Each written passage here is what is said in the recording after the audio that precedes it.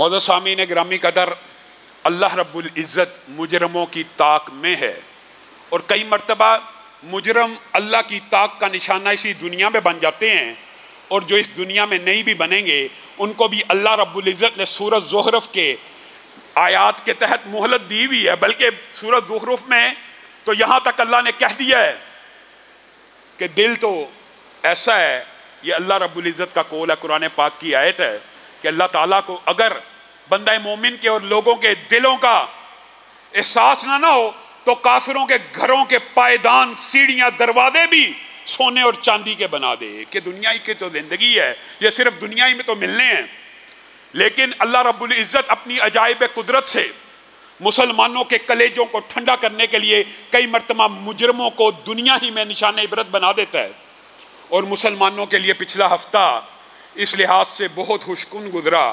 ایک بہت بڑی خوشخبری اس ہفتے میں مسلمانوں نے سنی کہ سویڈن کا وہ کارٹونسٹ جس نے رسول اللہ صلی اللہ علیہ وسلم کے خاکوں کو شائع کیا تھا اور رسول اللہ صلی اللہ علیہ وسلم کی توہین کی تھی، اس کو 2 گارڈ میسر کیے گئے تھے، اس کو 2 گارڈ فراہم کیے گئے تھے ان ممالک میں کہ جہاں پہ گن اور ویپن موجود ہی نہیں ہوتا، وہاں پہ بھی 2 گارڈ اس کے دائیں اور بائیں موجود تھے۔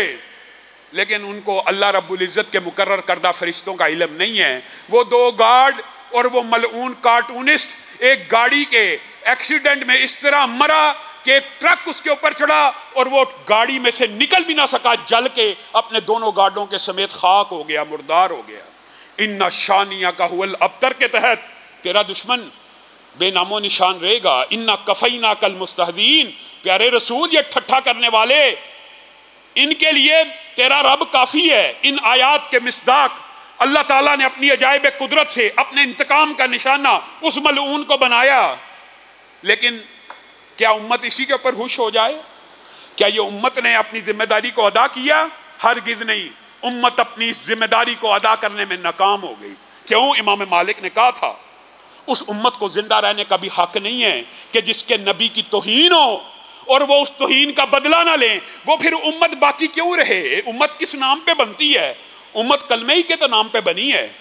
اور افسوس اور دکھ کی بات یہ ہے، ہم رسول اللہ صلی اللہ علیہ وسلم کے لیے نعرے تو لگاتے ہیں، ہم ان کے محب ہیں، ہم ان کے عشق کے بھی ترانے گاتے ہیں، اور ہم کہتے ہیں ہمیں رسول اللہ سے بڑی محبت ہے۔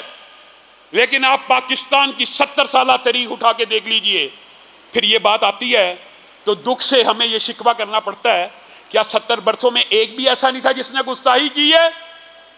آج تک 70 برس گزر گئے ہیں، ایک بھی گستاخ رسول کو، جو اسلامی شریعت کا قانون ہے، جو پاکستان کے آئین میں لکھا ہے کہ گستاخ کی گردن کو اس کے تن سے جدا کیا جائے گا، پاکستان کے آئین میں لکھا ہے، قانون میں لکھا ہے۔ 70 سال گزر گئے ہیں، ایک بھی مجرم کی گردن کٹی ہے؟ کئی قاتلوں کی گردن کٹی ہے، ہاں زینب کے ساتھ ریپ کرنے والے کی گردن کٹی ہے، خوشائند بات ہے، لیکن ایمانداری سے بتلائیے کیا 70 برسوں میں ایک بھی نہیں تھا گستاخ؟ ہم اپنی ذمہ داری ادا کرنے میں ناکام ہیں۔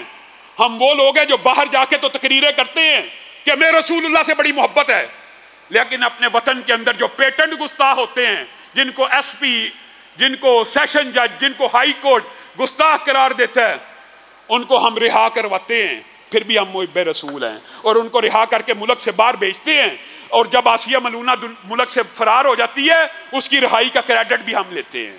یہ ہمارا حب رسول، یہ ہماری محبت۔ ہم من حیث الامت، من حیث القوم، یہ جو دفاع حرمت رسول کا تقاضا ہے اس کو ادا کرنے میں ناکام ہوئے ہیں۔ اگرچہ اللہ تعالیٰ نے اپنی عجائب قدرت میں سے اور اپنے انتقام کا اس کو نشانہ بنایا ہے، اور اس نشانے کے بعد ہی آپ کو اور مجھے سمجھ جانا چاہیے تھا یہ ڈیوٹی آپ کی اور میری ہے۔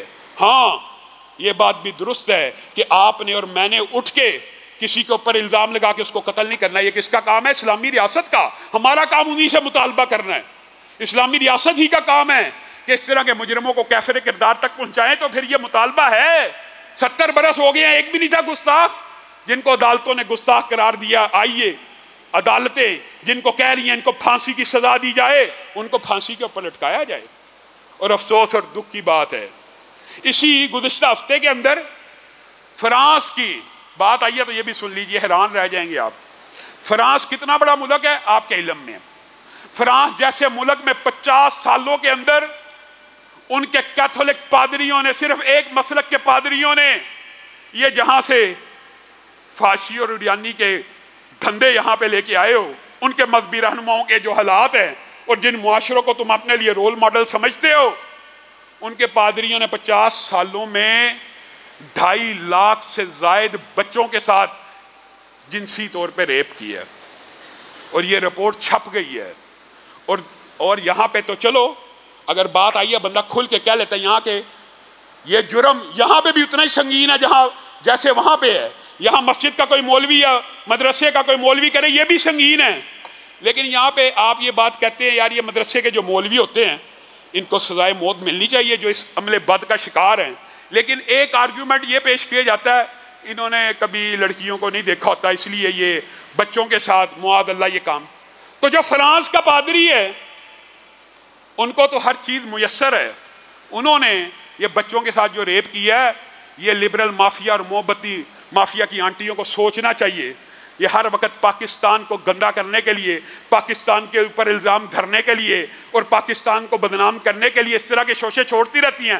اللہ کی قسم کھا کے کہتا ہوں پوری دنیا میں اگر آپ ریپ کی ریشو نکالیں گے ٹاپ 10 ممالک میں ایک بھی اسلامی ملک نہیں ہوگا۔ کون ہوگا؟ امریکہ ہوگا، فرانس ہوگا، اس طرح کے بدبخت ممالک ہوں گے، حتیٰ کہ آپ حیران رہ جائیں گے یہ تو جنسی جرائم ہیں، یہ آج بھی معاشرے میں جو کچھ اخلاقی قدریں باقی ہیں یہ علماء، خطباء اور واعظین اور مشرق کی روایات کی وجہ سے ہیں۔